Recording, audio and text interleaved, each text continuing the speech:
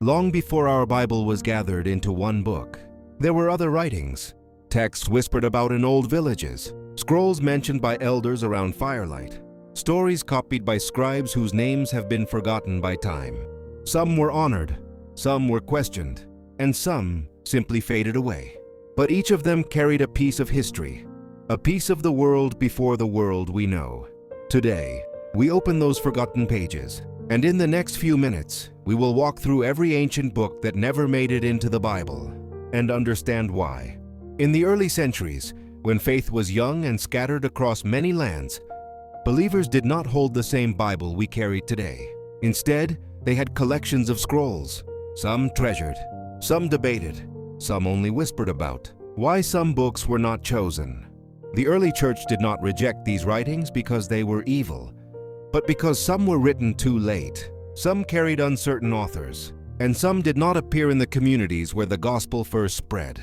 Still, they survived long enough to reach us. The Book of Enoch, an old Hebrew writing that speaks of angels, watchers, and the days before the flood. Respected in some ancient communities, but written too far from the time of Moses to join the scriptures.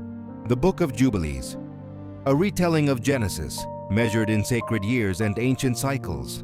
A beloved book in early Jewish tradition, yet too different in style to enter the final canon. The Book of Jasher, a historical storybook, mentioned in the Old Testament, but the version we have today comes from a much later age. Tobit, a gentle tale of family, faith, and an angel guiding a young man across distant lands.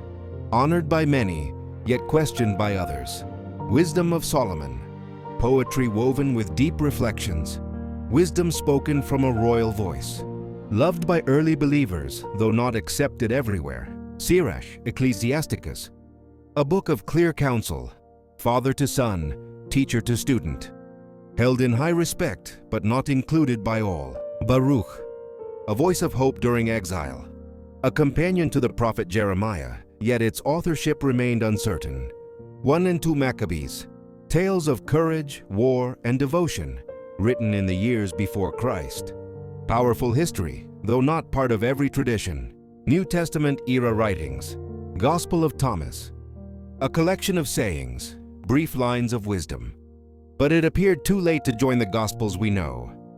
Gospel of Mary, a short reflection, offering quiet moments from early Christian thought. Valued in some circles, but far from the time of the apostles. Gospel of Judas, a writing that speaks from a different view, but born centuries after the true gospel age. The Shepherd of Hermas, a dreamlike book filled with visions and parables. Loved by early Christians, yet seen more as encouragement than scripture. The Didache, a small handbook of early Christian teaching. Simple, direct, practical. Respected deeply, yet not counted as scripture. Apocalypse of Peter, a vision of the afterlife, but written too late and with unclear origin. The closing words.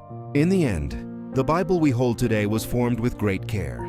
Tested by time, confirmed across many lands and communities. The books we have explored, they are echoes of the world that once was. They help us understand history, but the canon of scripture stands firm.